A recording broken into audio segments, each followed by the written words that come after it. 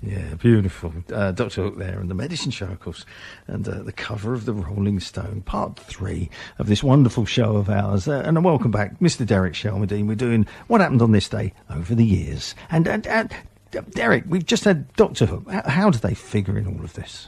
Well, 6 months almost to the day after they released that plea to Rolling Stone, they actually appeared on the cover of Rolling Stone on the 29th of March, 1973. Wow. But the song was banned by the BBC. For what reason? Because of its commercial interest. Rolling Stone's a commercial magazine. Yes, absolutely. So what Dr. Hook did is they recorded a version called On the Cover of the Radio Times. And the BBC didn't seem to have any problem whatsoever playing the cover of the Radio Times. And, why didn't we play that version? I haven't got a copy of it. Oh, well. I haven't been able to find a copy of it. But it does exist. It does exist. It definitely exists. It's quite collectible. One of my all-time favourite bands. Dennis Le Corrier. Yes, what yes. a guy. What a gentleman. Yes. I met him once not that long ago. Yeah. A few months ago. Absolute gentleman. Lovely guy. Yeah. Really was a nice guy. And birthdays. Lots of good people to have birthdays associated with this month. The 2nd, Rory Gallagher, if you're a guitarist. 8th, Mickey Dolenz, if you're a circus boy or a monkey fan. Leonard Chess, the guy who co-started the record label, was born on the 12th, 1917. Ry Cooder, very underestimated, a great guy, born on the 15th, 47. John Sebastian, Lovin' Spoonful and fabulous solo performer, born on the 17th. Nick Lowe, stalwart of the Stiff record label, was born on the 24th. And Wee Willie Harris. Now, there's a name people of a certain age who remember 50s British rock and roll will remember the sort of audacious and sort of pocket dynamo that was Wee Willie Harris. Was born on the 25th, same day as my father, in fact. And Angus Young, AC/DC, he was born on the 31st. But carrying on with a look at what happened actually on this very day, the 9th of March, on the 9th in 1968, Love were in the recording studios to record what may have been their 4th album, but it's one of the 60s great lost albums. The guys had been on the road promoting their 3rd album, Forever Changes, and at the end of it, Arthur Lee, guitarist and leader of said band, decided that enough was enough with that particular lineup, and he booted them all out. And for the 4th album, For Sale, it's a completely different love. But 2 tracks were recorded, and that was what was going on the 9th, Laughingstock, and a beautifully titled Your Mind and We Belong Together. Again, this is 1968, so it's still the same sort of vein as the earlier conversations about psychedelia, when there were some amazing tracks and sounds going on. Also born on this day, 1945, Robin Trower. Yeah. Now, recognised immediately from Procol Harum, but going back just a little bit, Procol Harum started out as the Paramounts, a very well-respected R&B band in the sort of mid-60s. Only ever had 1 hit in the UK, or anywhere, I think, Poison Ivy. But sadly, by the time he got to about 67, late 66, they were little more than Sandy Shaw's backing band. So they all got very disillusioned and went their own ways. Is this while Robin Trower was still with them? Oh, yeah. Yeah. That's right. Yeah. He's the person I'd really like to see him. I've never seen him. Yeah. The nearest I got to seeing him was actually buying tickets to go and see him. So I thought everything's hunky-dory, everything's great, got the tickets, actually paid for and all that kind of stuff. The gig was cancelled. Oh, dear me. He was ill. Yeah. He was ill, so he couldn't do the gig, so it was cancelled, so that was it. So I still haven't seen him. No, I would love to. Yeah, I would love to. I had the same experience with John Mayall once. He was due to appear at this gig, never turned up. So the support band played a 5-hour set. Now, that drummer would have needed a he'd have been respite. fit. Definitely he'd have been fit. But what happened was that they went their own ways, and the way Gary Brooker went, he went into the studio with a bunch of session musicians, recorded A Whiter Shade of Pale, the Summer of Love anthem. And it proved very popular, and then some of the old Paramounts, including Robin Trower, then joined Procol Harum, and that was when it all really happened for them. So the Procol Harum you hear on the Whiter Shade of Pale is actually a bunch of session musicians. But some decisions were good, and Procol Harum certainly went on to some pretty good things. On the 9th in 1933, Lloyd Price was born. Very good R&B singer, songwriter. Lordy Miss Claudie, covered by the Beatles. Stagger Lee, personality. Stagger Lee's interesting because it's a song. It's a classic blues song that he brought up to date, as it were. Tale of two chaps falling out over a lady in a game of cards, basically. One shoots the other. And when he came to play this on American Bandstand, the sensitivities of the producers for that particular TV show thought, oh, no, we can't have that. So he re-recorded what is referred to as the American Bandstand version, which has a happy ending. So instead of one shooting the other, they all live happily ever after, basically. I mean, that is the mid-'60s, and that kind of thing was still going on. Oh, was it going on in the mid-'60s? My goodness me, yes. Absolutely, rife. Still is, I guess. Yeah. And John Cale, born on this day in 1942, one of the original Velvet Underground people, multi-instrumentalist, singer-songwriter, went on to do loads of producing. Also, in March itself, on the 12th, 1967, the superb Velvet Underground and Nico album, that's the one with the banana peel that you can peel on the original cover, was there. Lou Reed was born on the 2nd of March in 1942.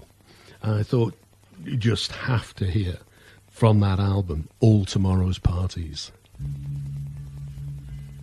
Oh, what an abrupt ending. It just finished rather suddenly, that particular version. Although the Velvet Underground there and All Tomorrow's Parties. And we were just having a little chat, and how did that sell? I mean, you think about it, that is, when you think was everything that was going on around them, the normal chart stuff, something like that comes along. They're taking a huge risk, aren't they? Yeah, it's like we were talking about earlier. Yeah. Before 66, 67, there was absolutely nothing like the sounds, the music. It was so exciting at the time when you heard these for the first time. I remember hearing the Jimi Hendrix first album, and, well, I said before, the Pink Floyd's first album for the first time. Absolutely unbelievable.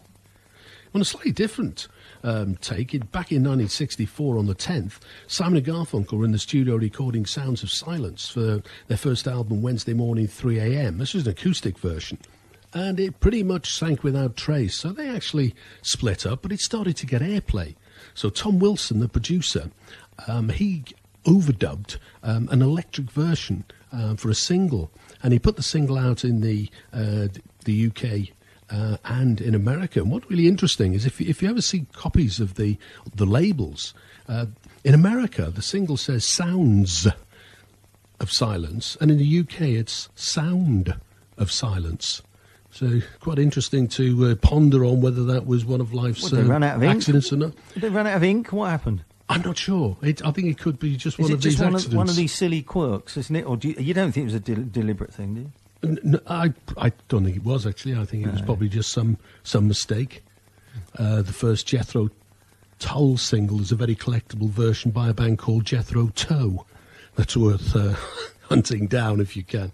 But I'm sure that's what it is. But the idea of a producer would say, hey, this is going well, why don't we put an electric band behind this? Because if you remember, that was about the time that Dylan was going electric, because that had been a folky version. And it certainly paid off, because they'd gone their own way. So if he hadn't come up with that idea and turned that single into a success, there probably would never have been a Simon and Garfunkel. There was Tom and Jerry, and then there was a very early Simon and Garfunkel, and that may have been the end of the... So in a parallel universe somewhere, for any quantum mechanics fans, there is probably a life without Simon and Garfunkel. Well, there you go. Eric Clapton. Perhaps some people are saying, oh, well, if only. I don't, not myself. Exactly. Say, hey, holding my hands up. Not me. I think they're great. Exactly. Well, it's Happy Birthday, Eric Clapton. Born on the 30th in 1945. He's quite a march. He finished his career with the Yardbirds. Last gig on the 3rd. They released For Your Love, which is one of the reasons he left at the time, on the 5th. And Happy Birthday, Keith Relf, talking of the Yardbirds. He was born on the 22nd. The Cream did their first US gig on the 25th in 1967.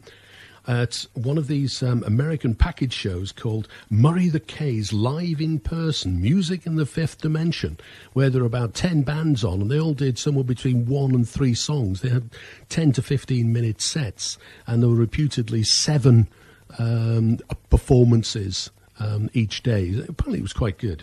The Who were on the same bill, I seem to recall. Ginger Baker recorded Toad at the Fillmore West, the version that ended up on Wheels of Fire on the 7th. And that's really... Has he finished that drum solo yet? Oh, hopefully not. Hopefully never. It did go on, didn't it? Oh, but it's lovely. If you're a drummer, you just like drum solos. Did you know he never practices? I can believe that. He literally only plays the drums when he's in the studio or on the stage. Yeah. I heard him say, I never practice. I mean, he's an awesome player. I've seen him 2 or 3 times. Absolutely awesome. His love triangle with Pattie Boyd finished on the 27th, George Harrison's wife, and he was inducted for the 3rd time into the Rock and Roll Hall of Fame on the 6th in 2000. A quick one with Alexis Corner. He played his first gig at the Ealing Club, which is quite a legendary period, on 1762, and the gig was advertised as Britain's first rhythm and blues band. So that's the 17th of March 1962. And David Bowie and Mott the Hoople were having a bit of a time back in 1972. A quick one with before we get into that. David Bowie on the 865. He was making his first appearance on TV in The Manish Boys. So in 1965, he was plugging away to try and become famous. So he had another 5 or 6 years before he finally cracked that. But on the 24th in 1972, they were out playing in Zurich, Switzerland, and on the 26th they had an absolutely disastrous gig. It inspired them to write the Ballad of Mott, brackets, March the 26th, 1972, Zurich. And they decided to split up. They decided they were just so disappointed with their lack of success. They were a band that had phenomenal stage presence and performances, but never transferred to vinyl. And Bowie rang them up because Bowie knew them quite well. He said, "Hey, lads, how would you like to record Suffragette City?" And they said, "No, thanks very much, but no, we don't really like that one very much." "What about All the Young Dudes then?" "Oh, that sounds nice. Yeah, we'll give that a bit of a go." So they decided to do that. And very quickly then, the birthday front, Mick Ralph's 31st in 1944, and one of the nicest names in rock and roll music, Blue Weaver. Birthday on the 11th, and this is Mott the Hoople's All the Young Dudes. I want you there in the back, in the glasses. Oh, absolutely perfect. What a superb version. Great. It's their Hey Jude, isn't it? Yeah. The end bit. It just goes on. It can go on forever. It doesn't need to stop, does it? That's right. Great. Well, track. it probably does go on forever live. You know, that's got that real live feel to it. It certainly has. Great stuff. And other things were happening around March 1966. The Beatles had a really interesting situation develop. On the 4th of March 1966, Maureen Cleave published an article called "How Does a Beatle Live? John Lennon Lives Like This." That was in the Evening Standard, the London Evening Standard, and this is the infamous... well, it wasn't real. Well, at this stage, when it was published in the UK, nobody took any notice whatsoever. There was no stir whatsoever. This is the More Popular Than Jesus article. When the same article... well, parts of the article were reprinted in a teen magazine called Datebook in America just before their last American tour. Absolute outrage. DJs were burning, breaking albums. There were public bonfires. Ku Klux Klan people were protesting in car parks outside gigs. They feared for their lives, literally. And there's a little bit, the bit that sort of took America by storm was when, in the article, John Lennon said, "Christianity will go, it will vanish and shrink. I needn't argue about that. I'm right, and I will be proved right. We're more popular than Jesus now. I don't know which will go first, rock and roll or Christianity. Jesus was all right, but his disciples were thick and ordinary. It's them twisting it that ruins it for me."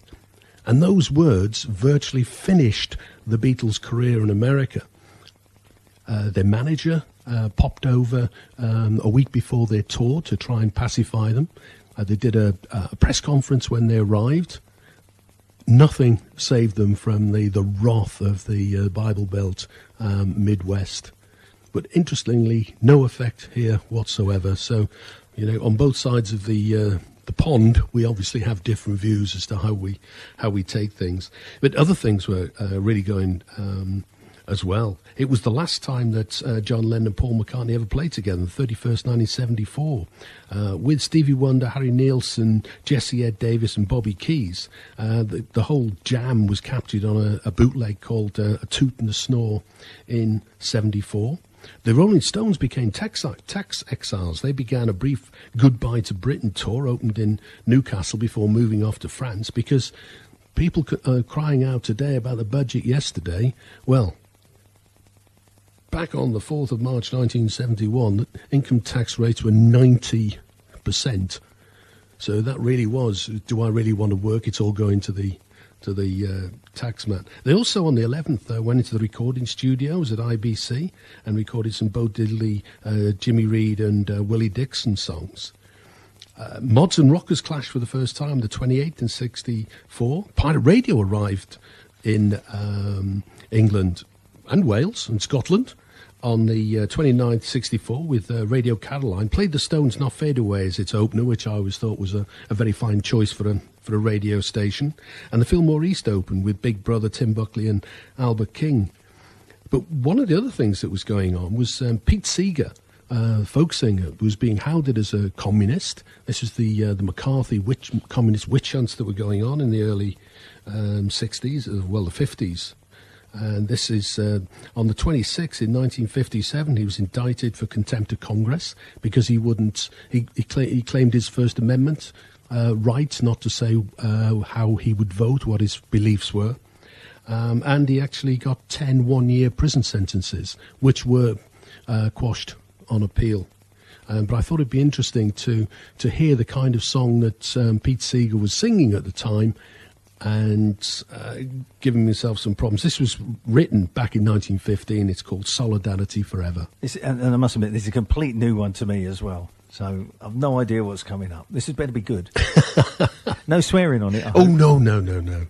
Well, the old Union's pretty solid, but the track itself sort of broke up a little, didn't it? Well, it was worried about the Joe McCarthy round the corner, looking out for Solidarity Forever. Pete Seeger and his version of Glory, Glory, Hallelujah. Absolutely. Yeah. And that very nearly got him 10 years in prison for singing to Union groups. I've heard a lot worse on the radio, and that should have been put into prison for sort of 10 years, shouldn't it? Yeah, something like that, shouldn't they? No, exactly. Yeah. But that's how things have changed. And one of the reasons I chose that, of course, is, all of these items are taken from the book Rock'n'Roll Unravelled, available in the bookshop in East Grinstead, or online for people who live thousands of miles from East Grinstead.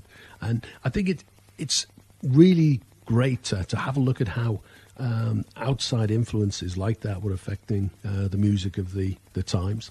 Pete Seeger is rated by just about everybody in the music business.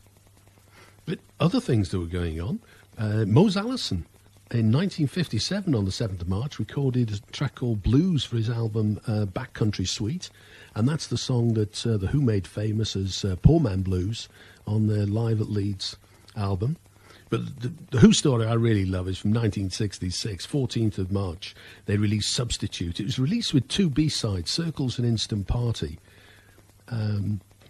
This Substitute. They just joined their new record label, Reaction. They'd left Brunswick, and their previous producer, Shel Talmy, had recorded a version of Instant Party. And he took a distinct dislike to the idea that his old band with their new record label would simply re-record the same song. So he slapped an injunction on them. He actually released then Instant Party as the B-side of Legal Matter, but he slapped an injunction, and at the time Substitute was flying up the charts. Never quite got to number 1. No Who song ever got to number 1. And the only way that the Who could keep Substitute alive was to record yet a third version of the single. And if you look at the B-side, you'll see it's by the Who orchestra, Instant Party. And that was actually Graham Bond organisation. And the song on the B-side, Waltz for a Pig, was actually written by, or credited to, Harry Butcher. Now, Harry Butcher was actually Ginger Baker, who was the drummer with the Graham Bond organisation at the time. Ginger Baker was, and Jack Bruce was the bass guitarist. So the Who Orchestra was actually the Graham Bond organisation. He made... Ginger Baker made some money as the writer of that, and he put it to buying a car and having some driving lessons. But sadly, shortly after that, he managed to crash it and destroy it on the way back from a gig. But at least I suppose he did manage to pass his driving test. And talking of the Who, happy birthday, Roger Daltrey. Singer and fish farmer extraordinaire, born on the 1st of March 1944. On the 27th of March 63, Frank Zappa was on the Steve Allen Show on the TV playing two bicycles. The clip is floating around up in the great video shop in the sky, and it shows two upturned bikes and Frank Zappa playing along. And at one point, Steve Allen asks him, "How long have you been playing the bicycle?" And with a completely straight face, Frank Zappa says, "Oh, about 2 weeks." And that clip is well worth watching. And this sets the... this is 1963. It really sets the scene for where Zappa was going. On the 26th-65, he was arrested on pornography charges. He had a studio in Cucamonga, and he and his girlfriend, Lorraine Belcher, were set up by a local Fed who wanted them to record a naughty CD. So they made the appropriate noises by jumping on a bed, gave him the CD... Well, it wouldn't be a CD, it'd be a tape, wouldn't it, those? Gave him the tape, and he immediately arrested them. She was let off, but Frank Zappa, I can't remember, I don't think he actually went to jail, but he had a fairly sizable fine. And there's quite a lot of possibility that that's where Frank's jaundiced view of the American dream started to sort of turn sour, if I can mix a metaphor there. Jimi Hendrix set fire to his guitar for the first time at 31st in 67. Interesting thing, Engelbert Humperdinck was on the same tour. And punk... That is weird, isn't it? You've got to admit that. That's just so weird. Yeah. Who dreamt that up? It was the way, though, in those tours you'd have about 6 different it's all based artists. purely on sales, I guess. Yeah. If you're selling well, then, hey, get them all on the same tour. Who cares? That was the time he was doing well, because he was the guy that broke the Beatles' run of singles with Release Me, broke their run of number ones, which was rather sad. And you think that was the single just before Sgt. Pepper, which arguably is the height of their career. So it's strange how the sort of twists and turns in the great rock and roll story. But punk was getting interesting. Lots of firsts. On the 30th of March 1974, the Ramones played their first gig as a trio. That'd be Johnny on guitar, Dee Dee on bass, and Joey on drums. Their manager was a guy called Tom Edley. And shortly afterwards, Joey decided that he'd become lead vocalist. Tom became Tommy Ramone and became the drummer. It'd be nice to think that the expression "rock on Tommy" comes from there, but sadly not. It has a different origin. The Damned were on their first tour. They were actually the first punk band to have a single, an album, British tour, and play America when they played CBGB's. That was the 10th of March 1977. They were supporting Mark Bolan. I think that was Mark Bolan's last tour. He died shortly afterwards in a car crash. And the Clash's first single hit the streets, White Riot, coupled with 1977. And I thought the B-side would be a great one to hear, 1977. Well, we sort of got there in the end. How many times did it stop? 3 times, was it? Something like that? Yeah, well, I don't know what's wrong with them. It's punk. They were being anarchic. Oh, of course they were, yeah. They deliberately scratched the CD before they sold it, Exactly. Yeah, yes. The Clash, 1977. It's an interesting band. Interesting. 10 years earlier, on the 13th of March, Spencer Davis Group were on the last UK tour to include Steve and Muff Winwood. They left at the end of this particular tour. And were they brothers? They were brothers. Yes, they were brothers. Yeah, Muff Winwood went off to become an A&R man. But when they left, a young Reginald Dwight auditioned to replace Steve, and he was turned down, though he did later change his name to Elton John and was successful. So it's interesting to see even people like Elton John fail interviews from time to time. In fact, talking of Elton John, he was born on the 25th of March 1947. The world of American rock and roll was going great guns back in March. Sun released their first single, a 16-year-old guy called Johnny London, with a track called Driving Slow. And Alan Freed had, 1952 on the 21st, held the first rock and roll concert with names, well, the Dominoes, who were a big doo-wop band. But the band I'd like to have heard was also on the bill, and they were called Tiny Grimes Rockin' Highlanders. I bet they were a sight to behold, beavering away. And the whole world of rock and roll really kick-started with the movie Backboard Jungle. That was released on the 25th of March 1955. Lots of great recording sessions around this time. Jackie Brenston, Rocket 88, generally considered to be the first rock and roll record. And Roy Orbison, not everybody was successful at Sun. He recorded Ooby Dooby, and he put it out previously on a small label called J-Well. And Sam Phillips had heard it and thought, oh, I like that. Brought him in, re-recorded it. And a bunch of songs then later with Roy Orbison, but he didn't find fame until he moved on and joined the Monument label. And not really because they were failing. Everly Brothers also moved on. They'd had tremendous success previously on the Cadence label, and they moved to Warner Brothers, and their first single, released on the 18th, 1960, Kathy's Clown, was when Warner Brothers enticed them away from Cadence for $100,000 contract for 10 years. It's not bad, is it? It's not bad at all. Touted as the first $1 million contract in rock and roll. I mean, nice money if you can get it. Absolutely.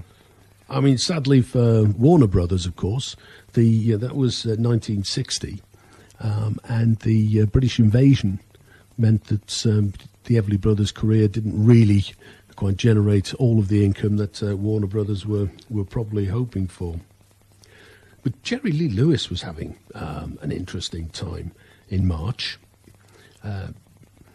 He released his version of Whole Lot of Shaking Going On the 15th, 57. But back in 1955, on the 21st, Big May Bell had recorded the original version of Whole Lot of Shaking Going On. And on the 28th, 1958, he famously set fire to his piano. He was on a tour with, it was an Alan Freed tour with Chuck Berry, and they were arguing about who should be top of the bill, go on last.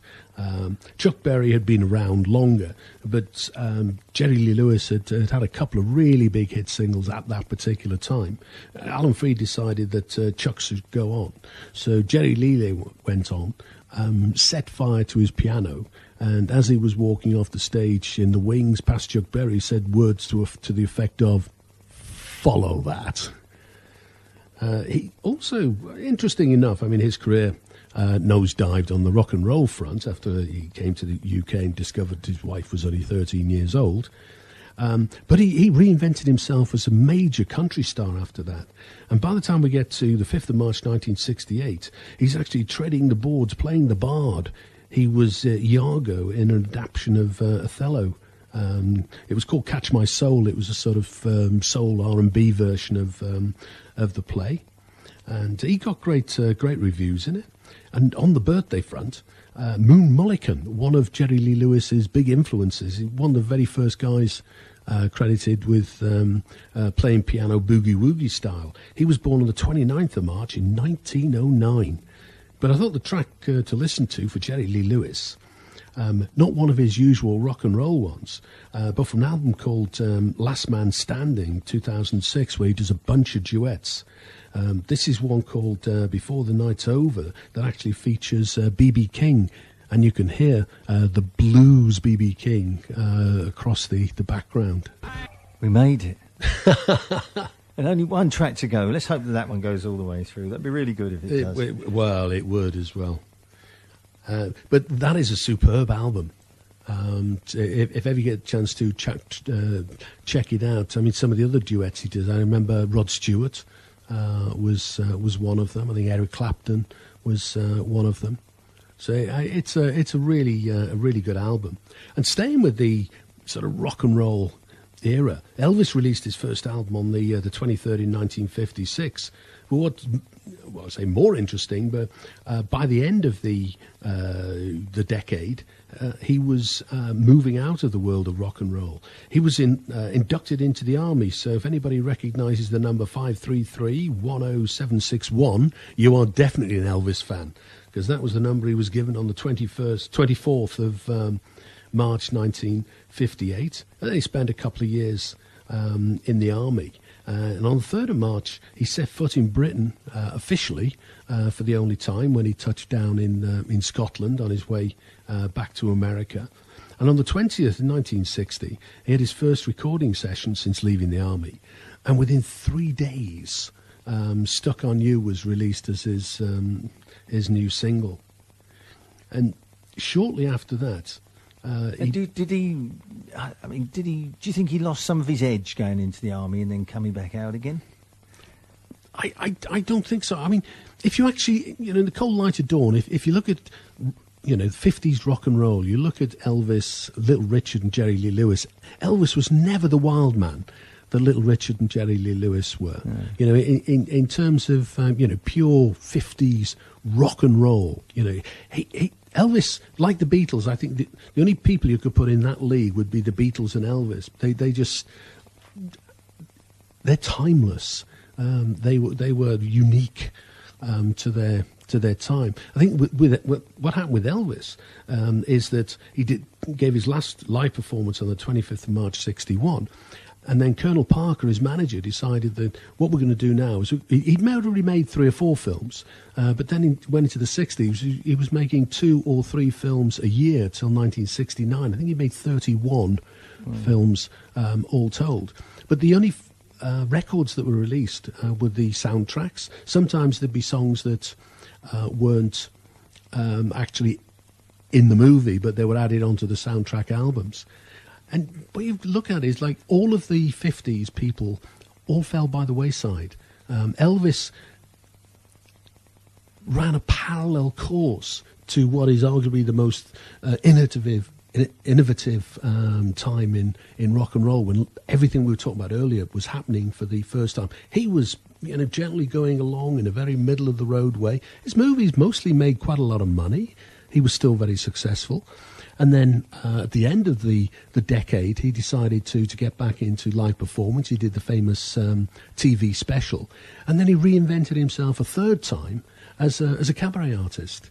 So I think he's, certainly unique. But I just find it fascinating how he ran a complete, once again, in the great quantum theory parallel universes. There must be a world without Elvis movies out there. Somewhere. Difficult to imagine what that world would be like. But going down that same sort of theory, had he not gone down that kind of movie line and just carried on as an out-and-out performer and toured around and just did what everyone else was doing, kind of thing, I kind of think that the music would have had a bit more of an edge to it. It would, or he may not have survived. Well, he didn't. Obviously, did he? Even going down the route that he went down, he didn't survive. He did from a sort of rock and roll point of view, because he was very successful in the 60s with his movies. The albums were all very successful. They all made lots of money, and then he was really back at the top of his game again in Las Vegas when he reinvented himself for the third time. But that was all down to Parker. He just turned up at the gig and sang, basically. Parker was the one that was out there doing negotiations. And he'd negotiate the next 3 films at a time. One of the films, the studio, I forget which one it was now, but one of them, the studio was having trouble, financial problems. So they didn't record any new songs. They regurgitated a bunch of songs from previous albums. I know 3 or 4 came from Potluck. But it's fascinating time for him. And happy birthday, Mike Stoller. Lieber Stoller, who wrote a lot of Elvis's early stuff and an awful lot of rock and roll hits. His birthday was on the 13th, obviously not unlucky for him. Jerry and the Pacemakers made history on the 14th, 1963, with How'd You Do It, went straight into the UK charts at number 1. And they followed that with their next 2 singles straight in, I Like It, and 10th of October, You'll Never Walk Alone, made famous by the Liverpool football fans. And it wasn't until Frankie Goes to Hollywood in the 80s that feat was handled again. The Beatles turned down the opportunity to record How Do You Do It. George Martin wanted that as their first single, but they said, "Ooh, no, we want Love Me Do. We wrote it, we like it, we're having it." And they did. So Jerry and the Pacemakers got that one. And then the Drifters. On the 6th, 1959, they released There Goes My Baby. And a birthday, which is not associated with the Drifters, Mike Pender from the Searchers was born on the 3rd, 1942. And in 1985, Mike Pender decided that he'd break away from what was left of the original version of the Searchers, and he formed his own Mike Pender's Searchers. So, 2 versions of the Searchers moving along. But the reason that they get linked together is that the Searchers had their first hit with Sweets for My Sweet in June 63. But it was a Drifters original in August 61. And this is one of the great examples, I think, of a soul song that was later covered by a British beat group. In fact, the Searchers had a lot of success in the British invasion, and they were one of the most successful of the British bands. And, of course, they're Cavern Boys as well. This is the Drifters and Sweets of My Sweet. Absolutely. Derek, it's been absolutely fantastic having you in, as always. Big thanks to Keith West as well for joining us on the phone in the first hour. You'll be back again... On the 6th. On the 6th. Brilliant, can't wait for it. Have we decided on a subject? No, we haven't. We need to have a chat about that. We're going to have a chat. There's lots of scope. Wow, there's plenty to talk about, isn't there? Absolutely. Derek, it's been absolutely fantastic. I've loved it. And so fascinating as always. Where you get it all from, I do not know. You must write a book about it. I'm sure you must. Absolutely. Big thanks to Derek there. And I will be back this time next week. And 2 guests next week. I've got Emma Jane Kennedy in the first hour, and Sophia Dady's coming along in the second hour. So join me then. Thanks a lot for listening. I will see you next week. Good night.